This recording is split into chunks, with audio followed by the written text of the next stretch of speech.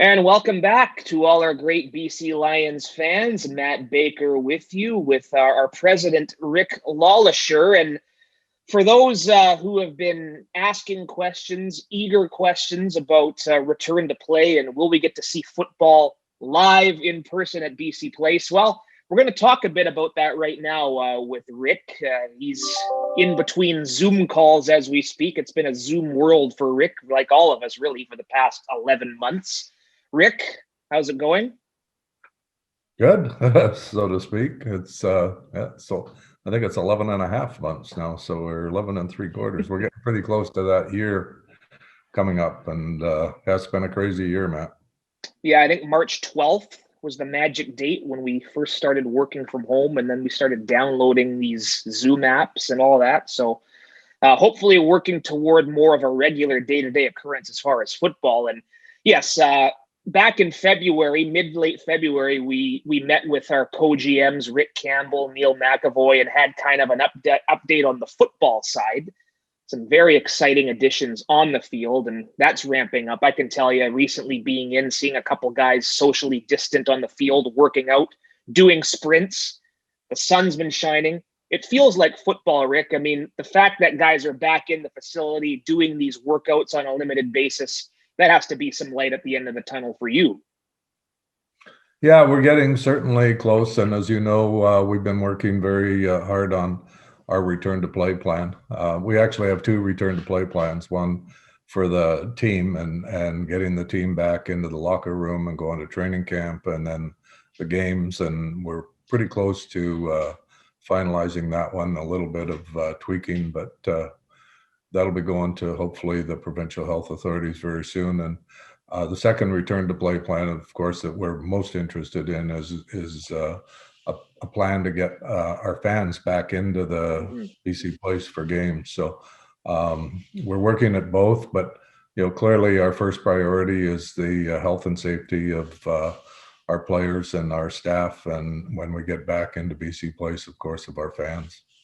We'll talk about players in just a few minutes, but specifically on the talks with BC Place, what's going on at that level? I know you're talking about season ticket holders having access and being games socially distant, spread apart, plus a couple of things we're introducing this year to help the safe and speedy entry into BC Place. What can you share with us?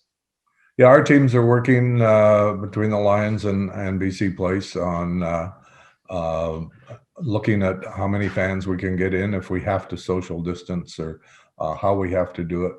It's still unknown at this particular time, but as we get closer, we will continue to work on that plan. Ticketmaster actually have a computer plan of being able to social distance seat holders, and our seat holders, of course, many of them, their seats are very important to them, and we're going to have to do the best we can in social distance seating if we have to go that route. But we're working on, of course, social distancing, but also in speed of getting people in and getting people out. And a couple things we're looking at is the a clear bag policy that was taken up by a number of sports venues in different sports in the last 2 or 3 years. So there'll be not allowed any types of things carried in that can't fit into a clear bag, and that's twofold, to try to speed it up, but also to cut down on the contacts of security people with looking through people's bags. And the other one we're looking at is going no more tickets, and it will be a digital ticket, and not a lot different than the airlines on the way you get your ticket and your boarding pass and board. So you just have to show your digital ticket on your phone when you go through the door at BC Place. And yeah, that's one of the reactions we hear from time to time when we are in season about, the process of getting in, and the lineups can be what they be. I mean, that's a good thing when we do have a good crowd, is might take a few minutes to get in there. And I can tell you, when this clear bag policy first started down south, I went to a couple of NFL games that year, and at first it was an adjustment for people, but just like anything else, with time, you adapt, you adjust.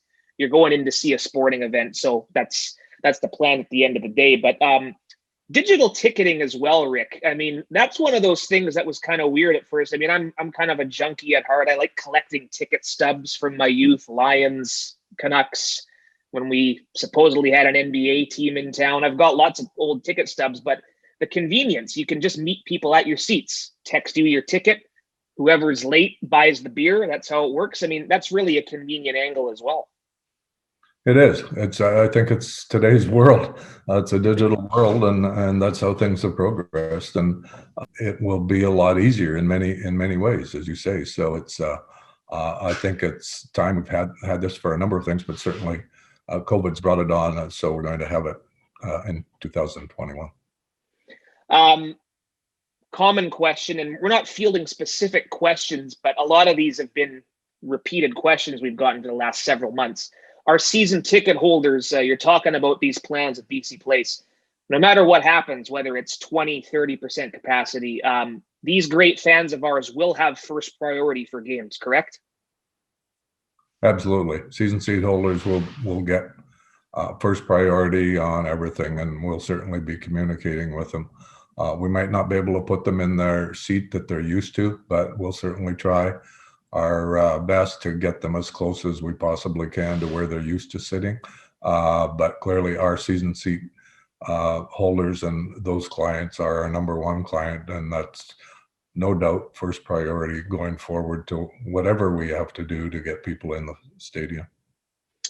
And switching it to the talks at the league level as far as getting players here and starting on time, you hear all kinds of reports out there. You hear people say that we can't play 18 games. You hear people mention certain days the earliest start can be. We're planning to start on time, correct? I mean, you talk about the number one plans going on right now. The goal is to play a full season. After all, we do have a schedule. Yeah, we put the schedule out in the normal process like we would do every year in late November, early December on a full schedule. And that's what we're working to right now. I think the facts are, I know all the different stories that are there, but nobody really knows. We'll make progress in this next few months with the vaccines coming. There's been another vaccine now approved. So we have to just play it sort of week by week or month by month, but we'll be ready to go should the season start on time. And if we have to adjust, we'll adjust. What are those, just how detailed is that, dealing with, I think, 6 different provincial governments? I mean, really everyone has to be on the same page before we full get the green light, right? I mean, what are those discussions like? Yeah, the both return to plays. We're fortunate on the players return to play. We have a number of staff at the CFL and some of the teams have been involved in a committee working on the return to play along with some of the team doctors. And we're very fortunate that a number of our doctors also deal with other teams and other sports, and particularly the NHL. So there's we have to work with the federal government on getting people across the border. That's their role. And then, as you say, 6 different jurisdictions in Canada provincially for provincial health authorities. So as we proceed with these plans and get them finalized, we'll be going to each of the authorities. And hopefully, I think in the NHL one, they picked one provincial health authority. I think it was Alberta that Dr. Hinshaw took the lead on behalf of all of the provinces. So in their case, they had 5 provinces that they had to deal with, and that makes a lot of sense. So we'll see what happens in the next little while as we get our plans in place and put them before each province. You mentioned the NHL, and it's interesting how you're taking some of the things that they've done, and even that was touch and go for a while, right? I mean, I want to say the Vancouver Canucks only got approval to play home games in an empty arena here literally a day or 2 before they went to camp, right? I mean, that's kind of a good sign. I mean, again, people think that you're not hearing much, but all these talks are happening, and it all has to be planned in a detailed way, doesn't it? Yeah, and I'm not sure at what timing it will be. We know that for the players to come across the border, that they're going to have to isolate. Hopefully, we're fortunate that a number of our players that are down south right now will be able to get their vaccine before they come up. That, of course, will be helpful. And but we know that we'll have to isolate in all likelihood to start. and we're prepared to do that, and then take it a step at a time, getting into training camp, and then going from there, and hopefully at that point being able to come back to Vancouver and play in BC Place. You mentioned the vaccination process down south.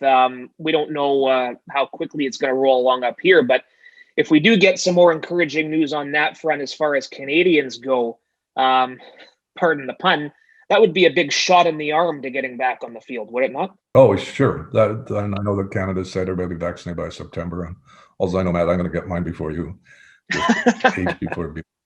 So we'll see.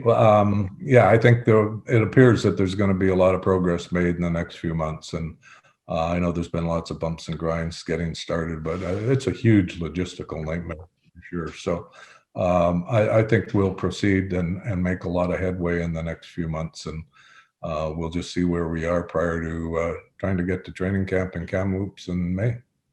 Yeah, and Neil addressed that, Neil McAvoy, in our previous town hall, that the plan is to go to Kamloops. I mean, does going away for training camp, does that more challenging in times like these, or do you just approach it as you normally would? I don't think so. I think it would be normally. It's a question to, particularly those coming across the border, will they have to isolate here, or can we get them straight to Kamloops and then isolate prior to training camp starting? I think that's the only real difference.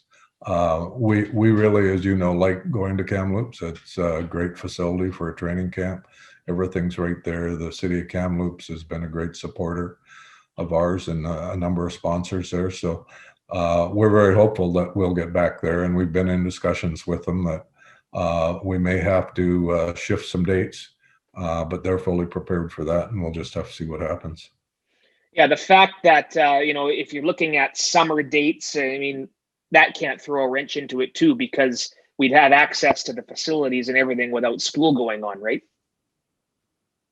Yeah, and if they're still on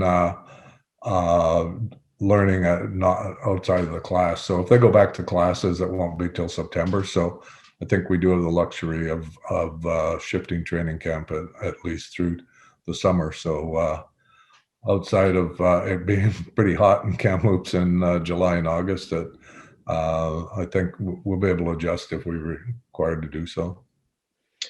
Typically, opening week in Kamloops is our first chance to have our broadcast partners on site broadcasting. We've had a lot of questions since the news of TSN 1040 being no longer a couple weeks ago. What are those discussions like, and do you have any type of timeline on determining what might happen with the BC Lions from a radio broadcast perspective? Yeah, the decision of Bell Media to close down TSN 1040, I think, caught everybody, including ourselves, by surprise. We were not expecting that. So it's been a couple of weeks now, and we've been in discussions with senior management at Bell about what's going to happen in a type of termination agreement. We're not there yet, so we'll work through that first. We've had interest from a number of parties. Of course, there's various different ways now to deliver an audio, but most important to us is, on particular, our season seat holders, that radio, pregame radio and postgame radio is very important to our avid fans, and we're going to try to make do with everything we can to make sure that continues this season. Never forget, I think it was my first conversation with you after you moved out here and took over the job. And it rung true with me, because we can all relate to this, because we're all consumers at heart, right? For you, the game experience for fans coming down to BC Place really starts at the time they close their door and get in their car, put the radio on, or listen on their mobile device, and all these ways of technology now. It's safe to say we want that to be a big part of the experience going forward in 2021 and beyond that. Absolutely. That's the radio comes into a big part of that. We're interested in our customers from the time they head out, whether it be by car or by SkyTrain, parking, everything pregame and everything postgame before until they get home. So pregame, on the radio and post game after. Hopefully, there's better news than we had in 19 in the post game. But it's all part of the for the customers, and that's why we're going to work very hard to ensure that we do have a replacement for TSN 1040. Yes, hoping a full foam board this year means people are jacked up about an exciting win and something in that regard. We've been talking a bit about fan experience as well, and being in Kamloops reminds us as well. Usually we have things like Fan Fest and other gatherings, players signing autographs. As far as the BC Place experience, Rick, and it's a big part of this experience we're talking about. Typically, we're outside the tailgate party, and there's a band, and there's face painting, and there's all kinds of games. Who knows what the climate's going to be in June, July, but might that be something that potentially is going to be somewhat limited this season as we slowly and surely flatten our curve here? It could be. Again, it's going to come down to what the health authority advises us. The good thing is it's outside, so you get a lot more interest in events outside than inside, and hopefully the roof will be open at BC Place all the time. But outside, it's going to come down to our ability to see the way we can structure it. There's a big area there, but there's not a big area when you're trying to get fans into the stadium as well. So we're just going to have to see. We'll plan for it and be able to add to it or take away from it depending on what the health authorities advise us to do. I was out for a bit early this morning, and I really wanted to get on the Lions Twitter account and say, dress warm tonight. We're opening the roof. Just a matter of time. Lots of great ground covered here, Rick. And I know to all these great season ticket holders and loyal fans watching us, we hear your questions. We hear how hungry you are to get back into BC Place. And hey, might that be an advantage for us, Rick? I mean, we've talked about hockey having no fans, soccer, we don't know what's going on. I mean, do you look at it too as an advantage of we could be the first local team in the market to have some sort of fan attendance for the first time since 2019? We could be, and we have BC Place is a very big footprint, so we do have the ability to spread fans out. We're certainly going to see, and I know the interest of our season seat holders and all the questions that we got. So what we're going to do in the not too distant future is we're going to start surveying all of our fans one-on-one of their interest in where they want to sit, how they want to sit. As an example, in distance seating, if someone or a company has 8 tickets and they use them for promotion, do they want to do it in twos? You can get a lot more people in if you have a family with 8 tickets, we sit together versus dividing the 8 into 2. So our fan services representatives will be in touch with all of our season seat holders over the next while to discuss with them with the survey of what the interests are. So I think that'll be very helpful in being able to really set the base for how we're going to do distance seating if we have to.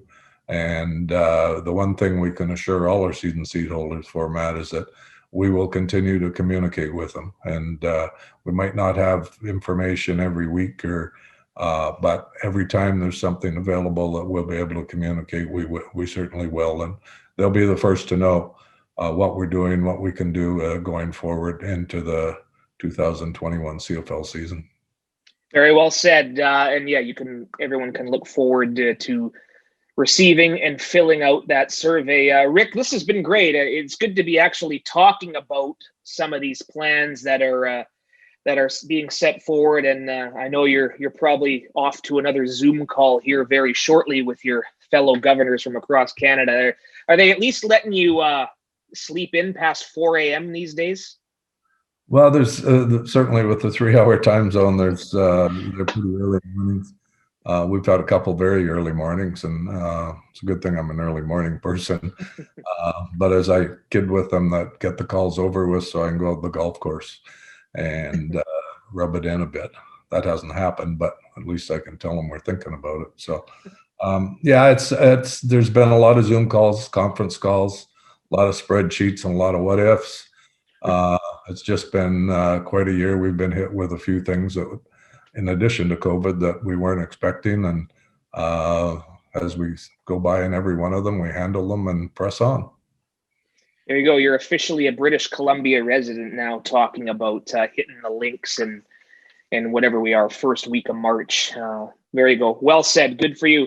Hey, thanks for this, and we look forward to doing this again when we actually have some more good news to talk about down the road. Sounds good. Thanks, Matt.